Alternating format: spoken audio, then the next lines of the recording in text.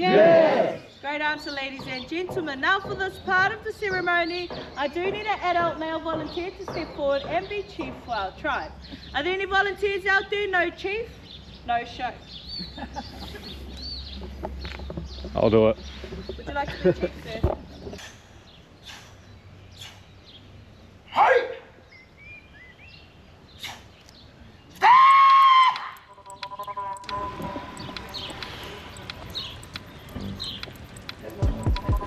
Waitangi Treaty Grounds.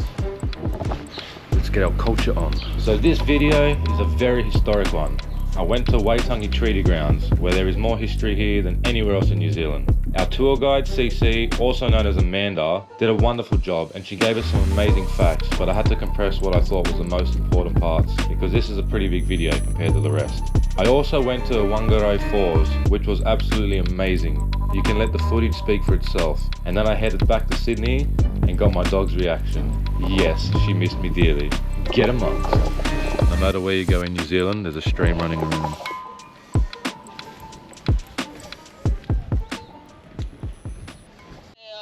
Te Aotearoa, a land, a long white cloud, the land of the long white cloud.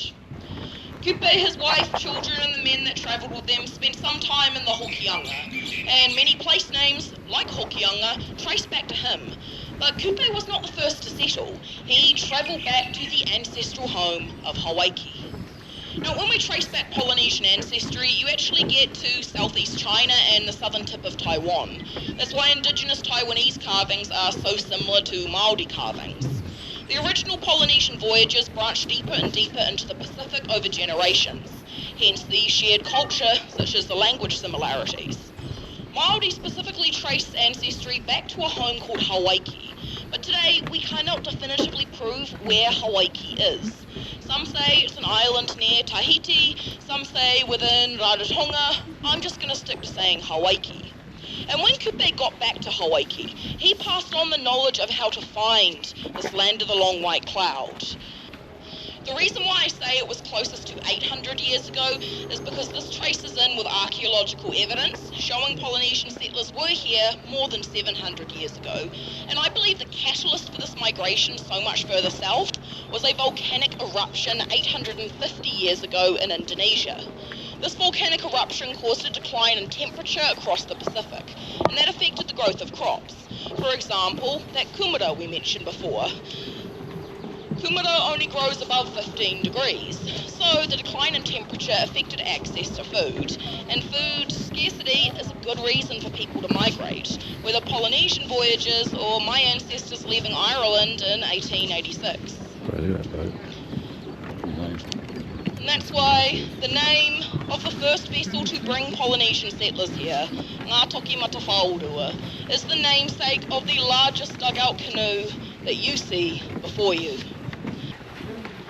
Now today you're allowed to get up close to this record holder. You can touch, you can take pictures, just please don't hop inside.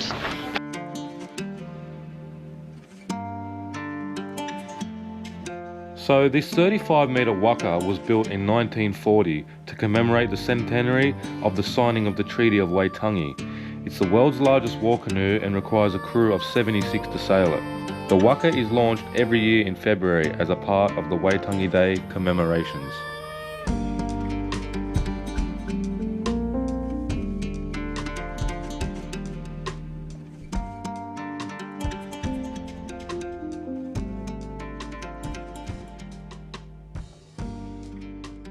Now, the rangatira, the chief of this hapu, this sub-tribe of Ngāpuhi, was a very powerful man known as Hongi Hika.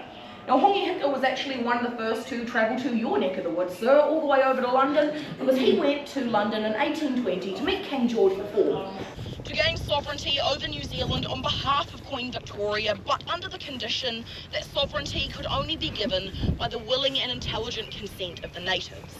Now, a large reason for this? He whakaputanga, o te rangatiratanga, o Nutirine. Māori were already perceived as independent. In addition, compared to treaties that we saw in the likes of Australia, the USA and Canada, there have been growing recognition of Indigenous rights. Of the Treaty of Waitangi are so fundamentally different in meaning, academics actually refer to them as two separate documents. the Treaty of Waitangi and Te Tiriti o Waitangi, 2 documents instead of 1 available in 2 languages. Now, in total, 540 chiefs signed the Māori language copies. 39 signed 1 single English copy. And New Zealand historian Dame Claudia Orange points out it's certain that they discussed a Māori language copy. Why sign an English version then? Well, the Māori copy available to them was a printed version that didn't have room for signatures. So we know they signed the document on the precedent. It had the same meaning as the Māori language version, which they discussed.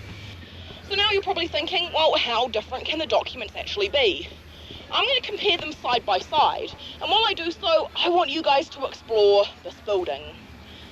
This is the first diplomatic building in Aotearoa.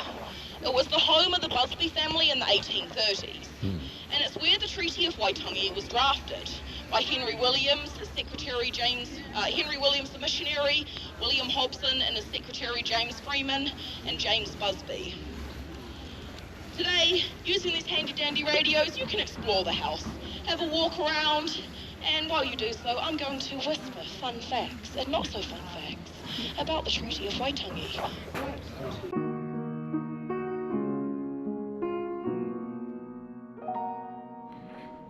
The Busby House, also known as the Treaty House or the British Residency. This house was built in 1833 and was originally a 1-bedroom prefab colonial-style home sent over from Sydney.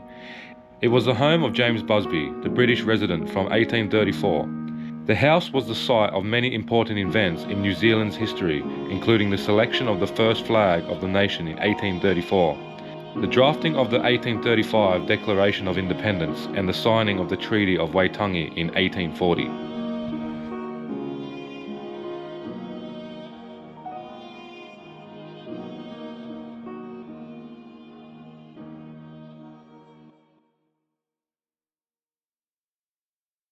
Now, as the population dramatically increased, we saw a shift in power, and Māori leaders caught on as early as 1841. They weren't being involved in the decision-making progress.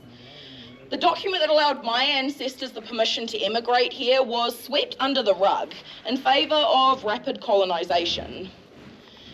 And at this point in time, in the 1870s, when the Treaty of Waitangi lost its legal status, land confiscation was reaching its peak, because as early as the 1860s, the number of working class migrants coming here started to find that the land they were promised wasn't so easy to obtain. Now, unfortunately, I'm trying to condense about 180 years of history into a short period of time. You can kick up where I've left off in our Museum of Te Kongahu, but now I want to get you guys ready for your 1 o'clock cultural experience. And I want to introduce you guys to a sacred building on these grounds. It is the red building to the left of the Treaty House. This type of architecture is what we call a wharenui, a carved meeting house. No, this is not a marae. A marae is the whole area, including the wharenui. This is just the wharenui on its own. And 100 years to the day since Honiheki Pōkai became the first to sign the Treaty of Waitangi, Sir Apiranga Ngata led the haka to open this building, supported by members of the Māori 28th Battalion. And today, this is the home of your cultural experience. Folks, this is the point where I leave you and hand you over to my handsome colleague, Mukai. If you enjoyed this tour, my name is Cece, and if you didn't, my name is Amanda. Thanks again for your time. We really do rely entirely on the public to keep our gates open. Now, get in for the highlight of the grounds. Mukai is going to tell you a little bit more about this building and the haka pōwhiri, the traditional welcoming ceremony you're about to take part in. If you could please just wrap the wires around the radios, I'll take them from you. Kia tō, kia tātou katoa, te atawhai o tō tātou ariki, a ihu karaiti, me te aroha o te atua, me te whiwhinga tahitanga ki te wairu o taku. Ake, amene. 1, 2, 3! Kia ora! Careful, enjoy your pop. Nice and loud, everybody.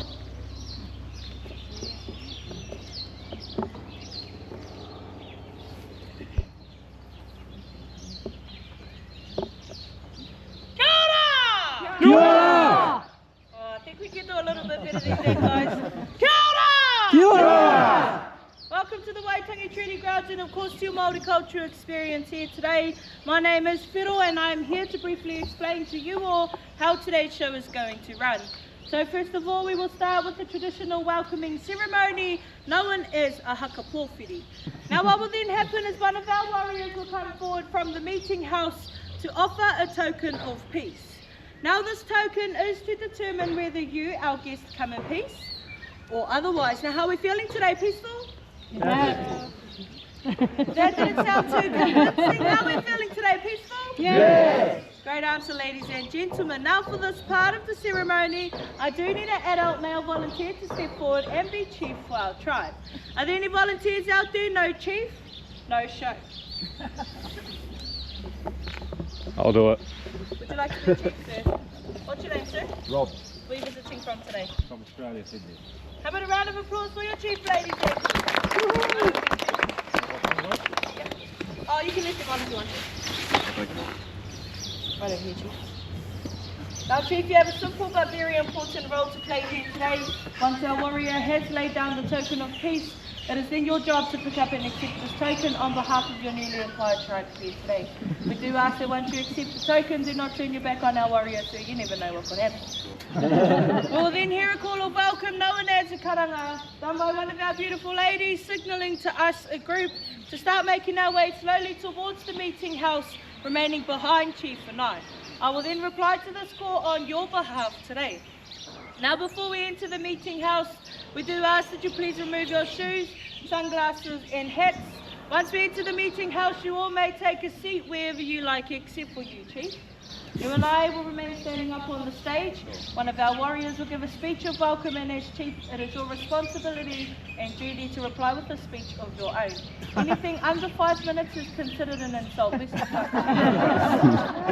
While we're out here in this area, feel free to take as many photos and videos as you like. However, once we enter the meeting house, there's to be no video recording whatsoever. Feel free to take as many still framed photos as you like. This is a very sacred ceremony, so we do ask that there's to be no loud talking and most definitely no laughing during the process. And in the unlikely case of an emergency, we do ask that you please remain seated and calm until one of our staff members safely guide us to our nearest assembly point. Do we all understand? Yes. Chief, are you ready? I'm ready. Are there any questions? No? Fantastic. Ceremony.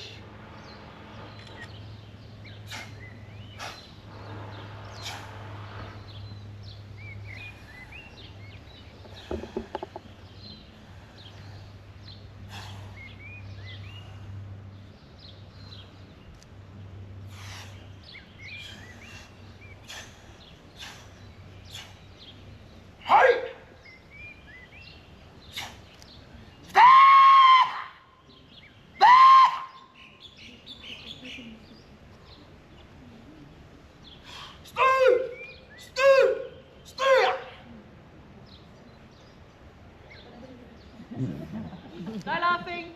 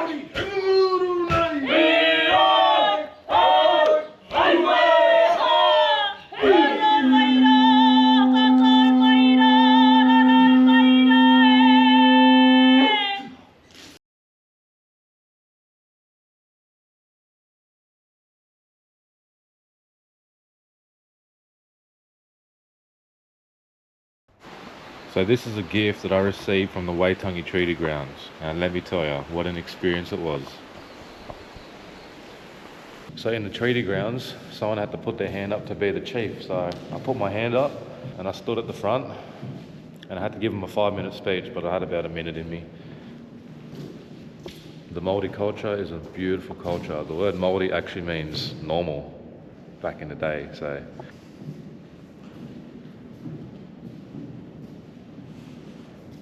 This is all the soldiers that went to war from 1914 to 1919.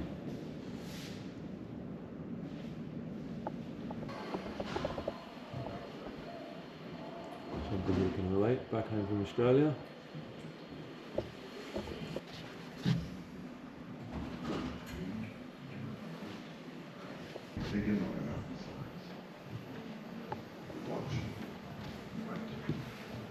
It was an uncomfortable experience up there. We lived in bivouacs and raining most of the time and stuck in our positions, and it's also memorable. It was the first time that we had ever heard live bullets in actual warfare. Remember it's in amber. You are welcome to touch this piece of Gori gum. It represents the service and sacrifice of all those who paid the price of citizenship in times of war. Let's pay our respects.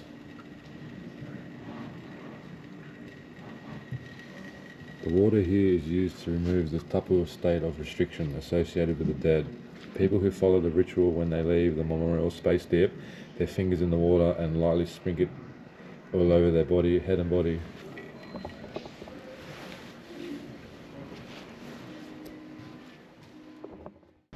So we're just on our way back from Bay of Islands. We're headed to Aukland next, and we're stopped at a place called Whangarei Falls. Let's have a gaze.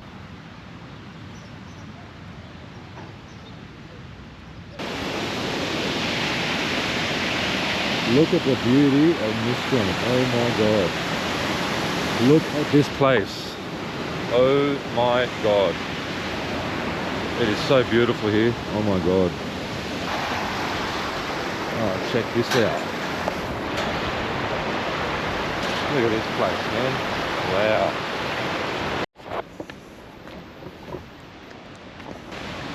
No swimming, eh?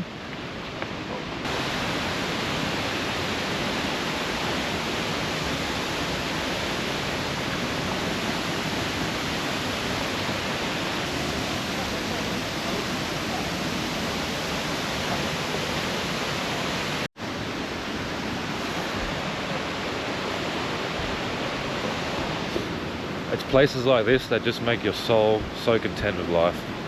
Being in nature is key, let me tell you.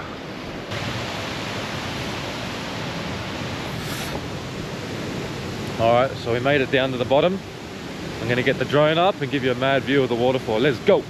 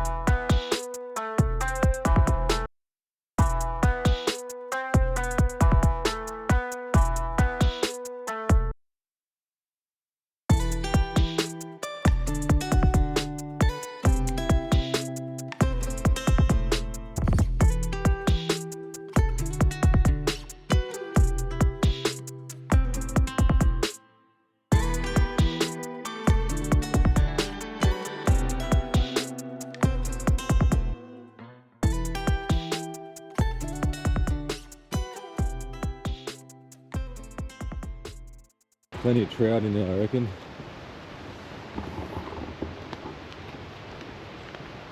Jungle detour. just in the New Zealand bushes.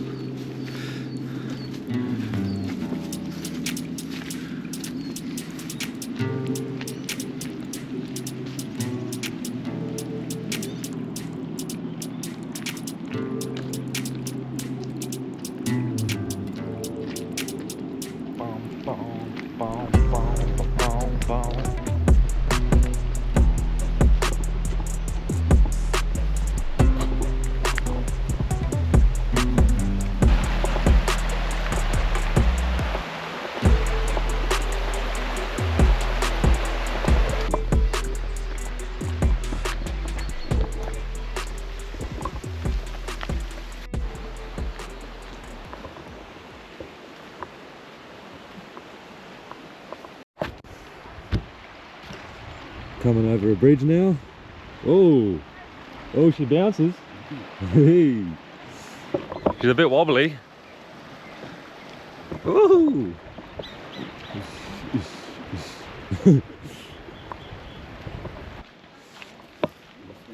Yeah, I know.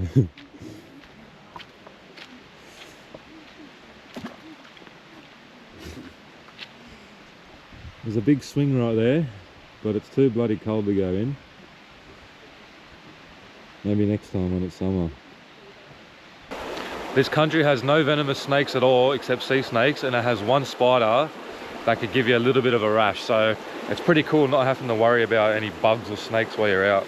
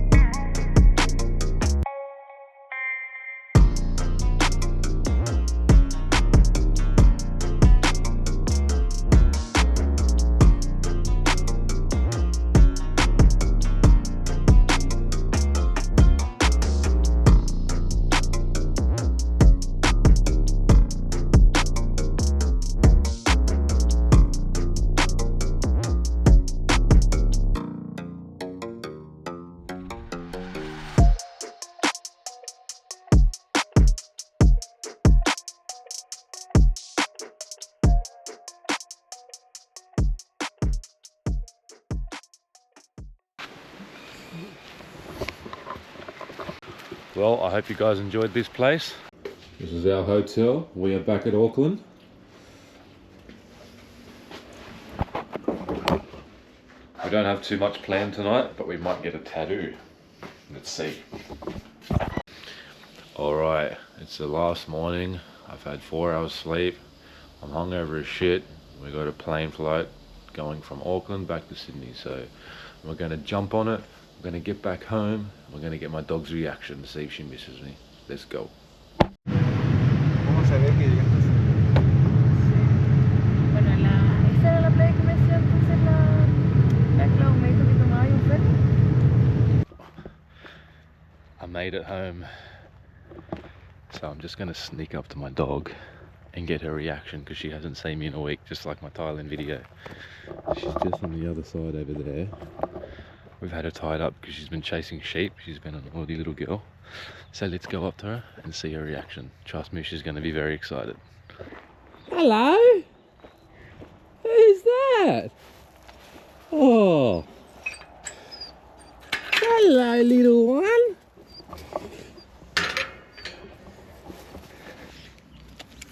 Hello. Hello. Oh, you happy? Oh, hi. Oh, hi. Oh, hi. Oh, hello. Did you miss Dad? Oh, hello. Hello, girl. I'm back. Don't worry. I'm back. I'm back. Yes. Oh, your hair's growing back. Your hair's growing back. Yeah. Oh, hello. Oh, hello. Oh, hello. Hello. Your stud's back. Your stud's back. Yes. Oh, hi, Dix. Hi, Dix.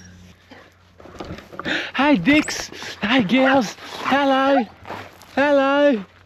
Are you happy? Yes. You doing zoomies? Come here. Come here, you. Come give me some love. Oh, hello. Oh, hello. Yes.